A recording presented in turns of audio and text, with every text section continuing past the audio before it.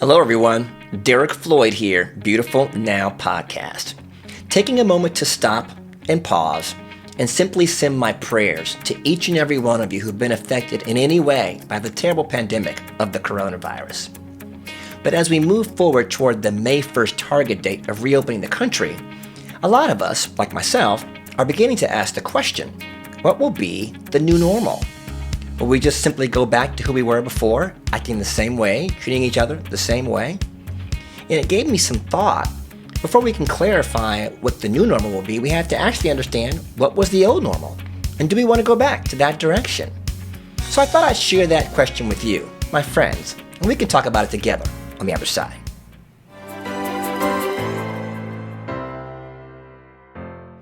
Hello again, and welcome back.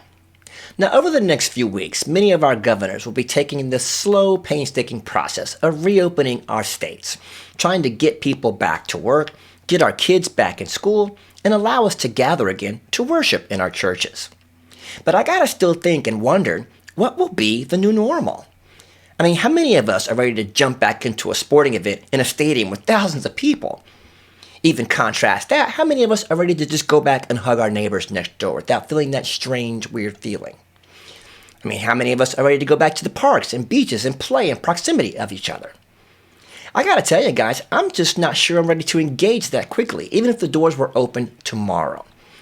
And I think that most of us would probably say there's been an undeniable stench of fear running in the background of our minds. And I'm just not sure how fast we can erase that scent in our thoughts. But what about this old normal? I mean, were we really that much better off before? Let's take a look at a few examples. In the old normal, we never really paid attention to the service workers who took care of us, those that worked in the restaurants, the bars, the hotels, even our favorite retail establishments. But now we actually see and we value who they are.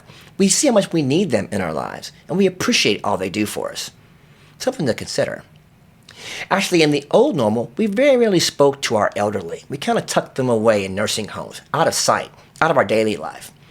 But in the new normal, we've taken advantage of being with them, being in their lives, sharing with them, looking out for them, caring for them in a different way, making sure they're not forgotten, and treating them as the precious individuals they are. Once again, new sounds pretty good. And here's one more. In the old normal, we took our healthcare workers, first responders, police officers, all those sworn to protect us, for granted.